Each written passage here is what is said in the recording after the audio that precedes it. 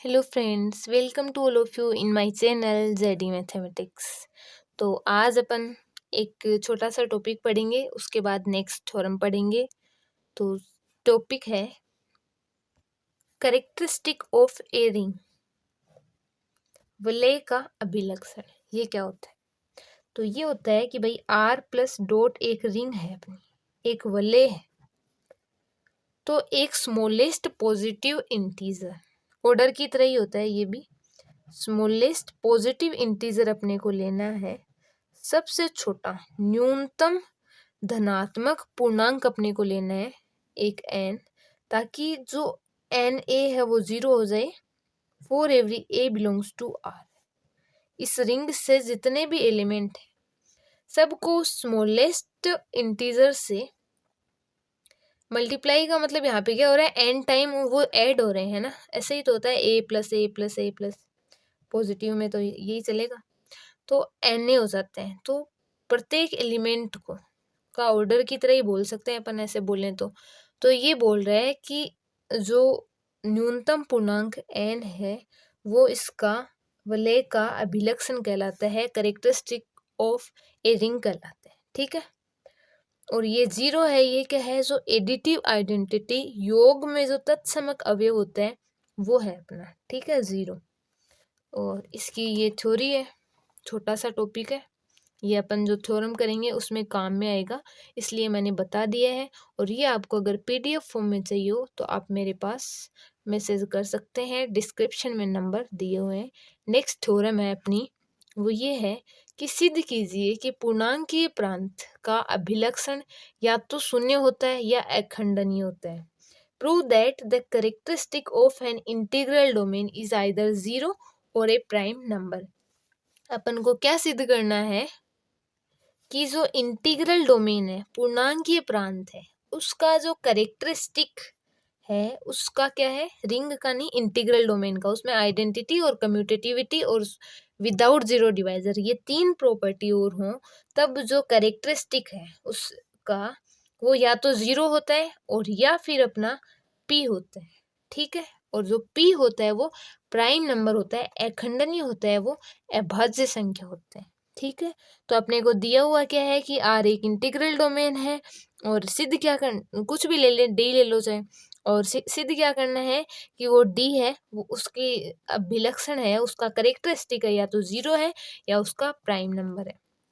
तो इसमें क्या करना होगा कि अगर कोई एलिमेंट 0 है ना, कि अगर कोई भी एलिमेंट है वो नॉट इक्वल टू 0 है।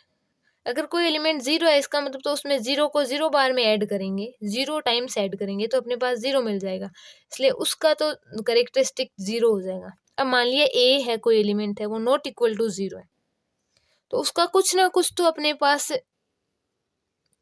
अगर उसका ऑर्डर है वो अगर 0 हो गया तब तो उसका कैरेक्टरिस्टिक 0 हो जाएगा। अगर ऑर्डर 0 नहीं है तब इसका मतलब कुछ ना कुछ तो उसका ऑर्डर होगा, है ना। ऑर्डर ही तो बोलता है एक तरीके से। इसका मतलब p है अपना 0 है, मान के चले हैं कि ये ऑर्डर ऑफ a अगर 0 नहीं है, इसका मतलब ऑर्डर ऑफ a p है, अर्थात p ए 0 है। तो अपन को सिद्ध करना है कि p प्राइम नंबर नहीं है, प्राइम नंबर है, सॉरी, ये अपन को सिद्ध करना है। तो अपन प्राइम नंबर पहले भी एक थ्योरम की थी, उसमें कैसे सिद्ध किया था, अपन ने उल्टा माना था कि यदि संभव हो तो माना कि p एक प्राइम नंबर नहीं है, अर्थात p के कोई 2 टुकड़े हो सकते हैं। अपन ने मान लिया p के वो टुकड़े p1 और p2 हो रहे हैं, और p1 न 1 के इक्वल है और ना ही p2 1 के इक्वल है। क्यों? क्योंकि अगर इनमें से एक भी 1 के इक्वल हो गया तो p उसी दूसरे वाले के इक्वल आ जाएगा, तो 2 टुकड़े कहाँ हुए, फिर तो p प्राइम नंबर रह गया, और अपन मान के चल रहे हैं कि p प्राइम नंबर नहीं है।